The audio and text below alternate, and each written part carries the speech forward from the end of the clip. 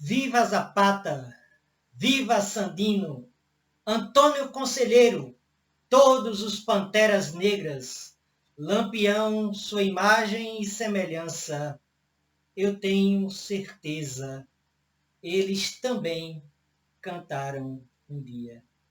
Chico Sainz, no monólogo ao pé do ouvido. Bom dia, gente. Hoje, quarta-feira, 20 de novembro, Dia Nacional da Consciência Negra.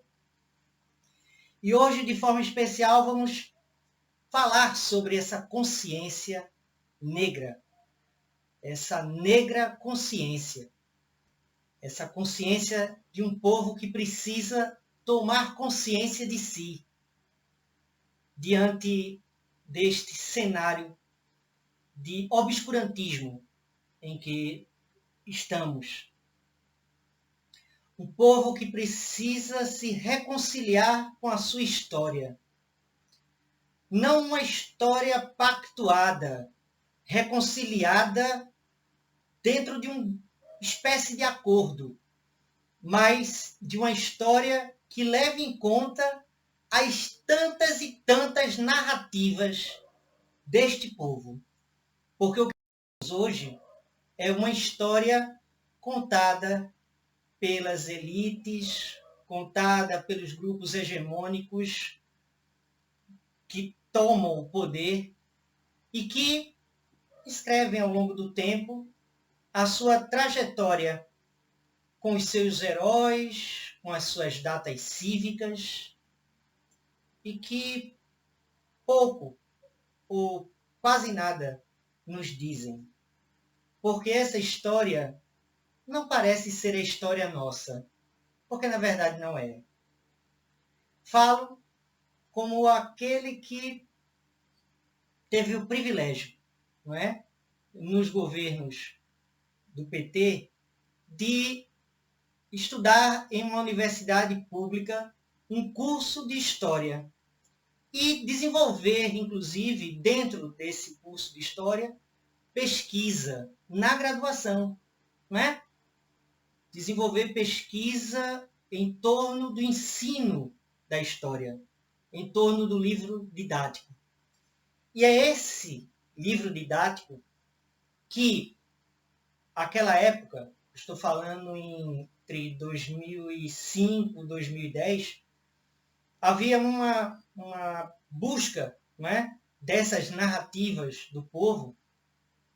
É triste ver que agora começa a se consolidar, não é, umas narrativas que, na verdade, são torpes, são narrativas que pouco ou nada diz de verossímil, porque é uma história daquelas histórias que tantas vezes a gente lá, não é, no tempo do primário ainda, não é, a gente escutava a história de datas e heróis, mas não uma história de consciências.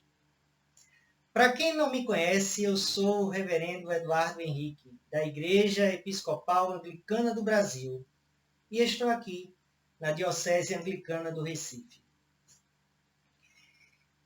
Hoje, a nossa reflexão é em torno dessa negra consciência, dessa consciência dos negros e negras que vivem, que viveram, que construíram este país. Literalmente deram seu sangue. O sangue retirado na chibata, na tortura, no pelourinho. Sangue derramado. Como gosta, não é, de dizer o professor Pedro de Lima Vasconcelos, sangue retinto, né? O sangue misturado na terra brasilis, na terra cor de brasa. E é dentro desse contexto que a história verdadeiramente, não é, dos aprisionados de África e trazidos, sequestrados para cá, para viver em uma situação, não é, de escravidão, mas jamais de escravos, porque são povos livres, são nações de África.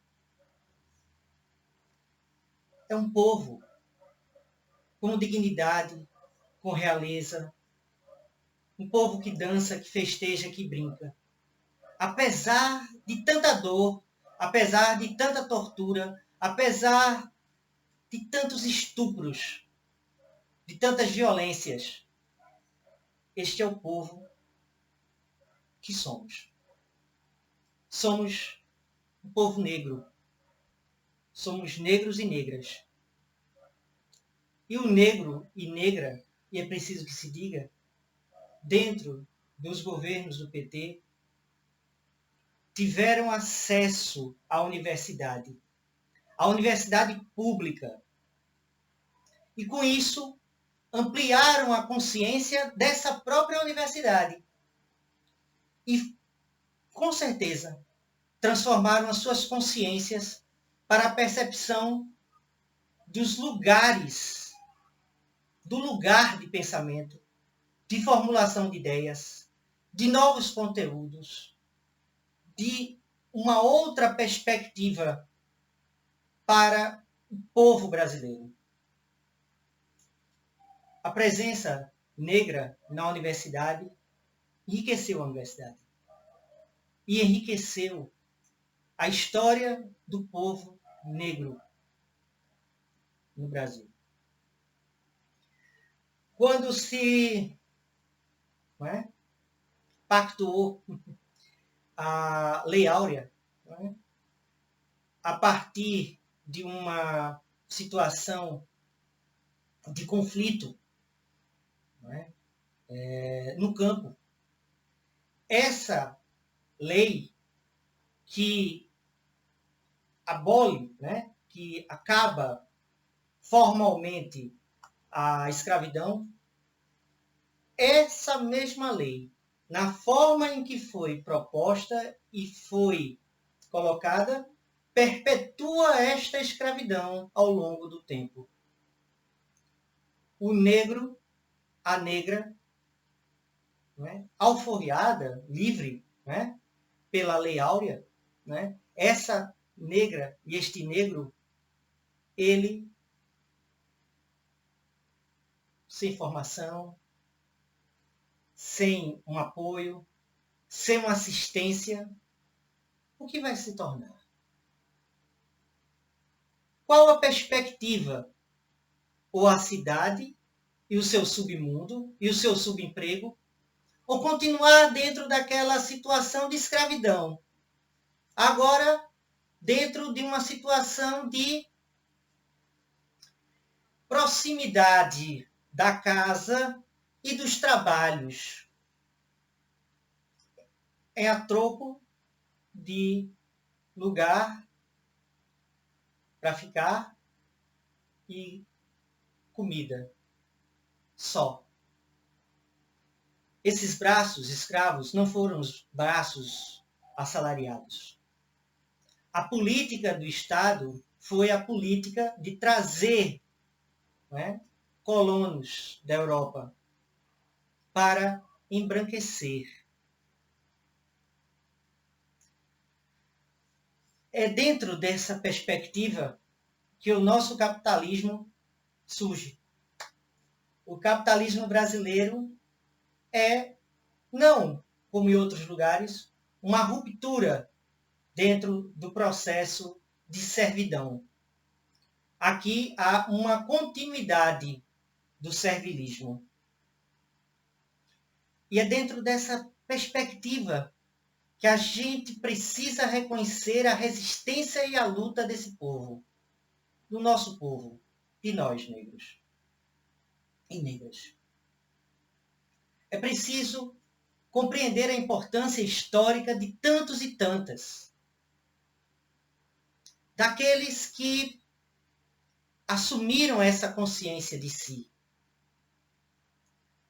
que trouxeram para o Brasil esta visão de povo, artistas, cientistas, políticos, políticas, pessoas que, ao longo da história desse país, fizeram a diferença para o Brasil. Zumbi e Dandara, Marielle e os malês. Benedita da Silva e outras tantas pessoas benditas. Machado de Assis. É preciso que a gente comece a reencontrar na resistência desse povo negro, a resistência para o nosso povo presente. Na resistência, na mesma forma que a resistência dos povos originários, a gente se inspire na resistência dos negros a se manter firme, apesar da dor. E aí me ocorre, como eu coloquei na descrição deste vídeo, a música do Caetano Veloso, né? Quem é ateu e viu milagres como eu, sabe que os deuses sem Deus não cessam de brotar, nem cansam de esperar, e o coração que é soberano e que é senhor não cabe na escravidão. Não cabe no seu não. Não cabe em si de tanto sim. É pura dança e sexo e glória e paira para além da história. É esse retrato, esse recorte que é preciso trazer à consciência hoje. A consciência de tantos negros e negras que existem em nós. Precisamos reconhecer e enfrentar a verdade de que somos um país racista, para que a quebra de placas, a placa da Marielle, a charge, ontem, quebrada por um deputado do PSL, não seja um gesto, uma expressão banal, mas um crime, um ato violento e de incitação da violência. A gente precisa olhar o nosso retrato, precisa olhar num espelho e a imagem que vemos é a imagem de tantos negros e negras, tantos índios e índias, tantos povos que ao longo do tempo foram negados, inviabilizados, invisibilizados enquanto povo. Uma história de tantos e tantas. Que os nomes se perderam na história, que não cabe, não é, o lugar nos livros didáticos, mas que na memória do nosso coração, da nossa carnalma vive. E é por eles, e em honra a eles que estamos aqui. E é pelo respeito a essa ancestralidade dos ventres negros sempre livres, os ventres sempre livres, que nós nos tornamos melhores brasileiros e brasileiras. É essa consciência que a gente precisa ter. É preciso assumir a beleza, a riqueza, o encanto, o enteosasmos desse povo, a presença de Deus nos deuses, nos orixás, no bom, no belo, na alegria, na festa, tão brasileira, tão nossa. Gratidão, gratidão aos ancestrais de África. Gratidão às mulheres e homens negros, às negras, nossas ancestrais. Gratidão por vocês terem existido, por sermos o que somos, resistentes e resistência, guerreiros da paz, da força e do amor. O primeiro cristão foi um etíope negro. Isso é também a minha ancestralidade. Ele, o primeiro batizado. E é dentro disso que todos os batizados honram a este eunuco, né? Negro, etíope, que lia o profeta Isaías, que buscou ao apóstolo que lhe dissesse e que lhe falasse desse tal de Jesus de Nazaré. É a nossa história. A história que às vezes a igreja, quase sempre, né, esconde, rejeita, ignora.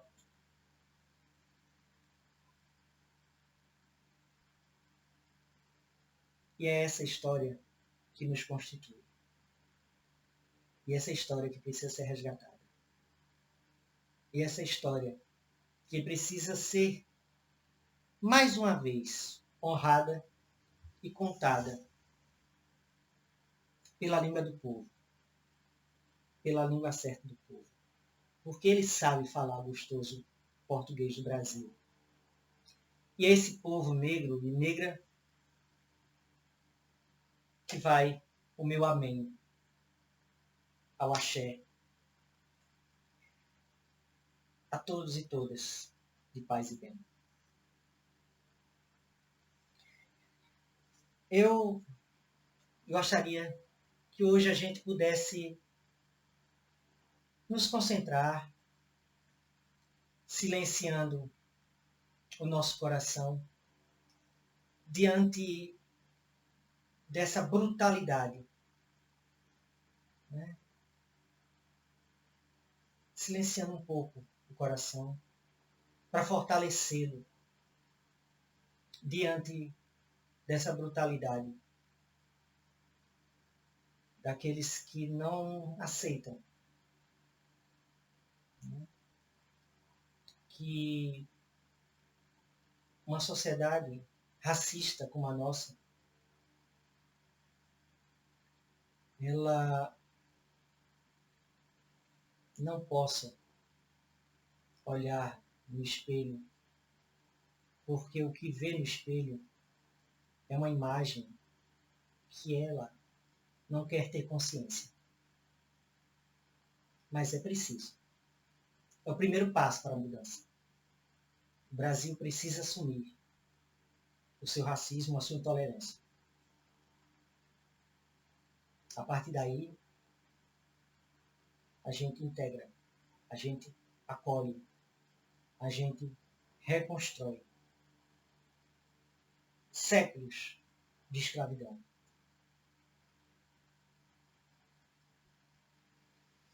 Vamos silenciar o nosso coração. Vamos silenciar a nossa mente. Mantendo a concentração na palavra, no mantra, no tom nosso. Pode ser amém, pode ser maranata, como é a expressão da meditação cristã. Pode ser amor, pode ser negro, negra.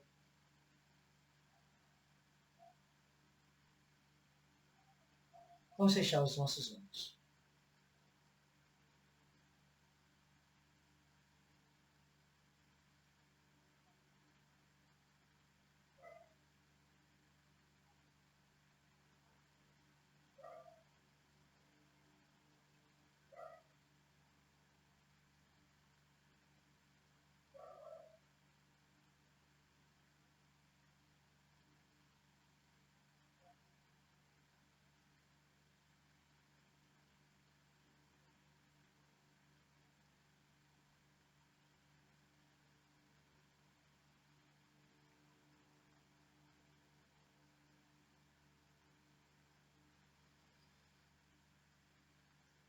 Paz e bem, gente.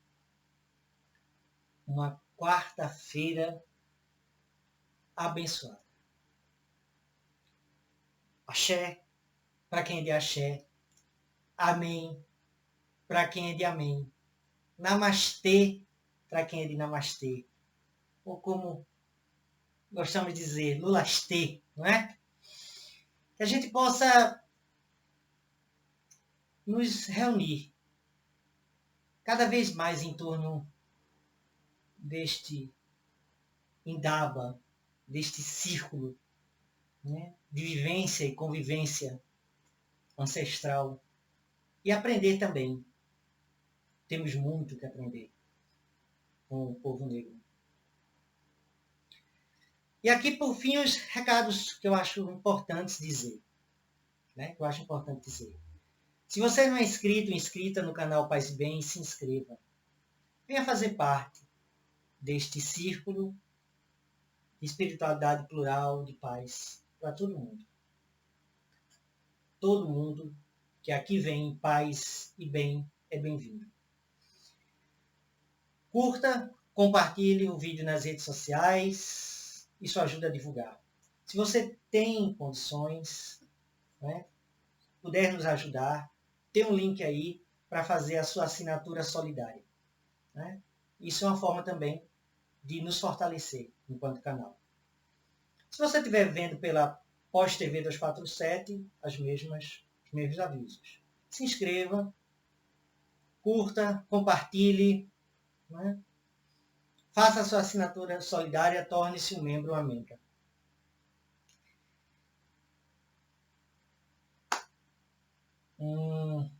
Uma quarta-feira maravilhosa para nós. Grande abraço. A gente se vê.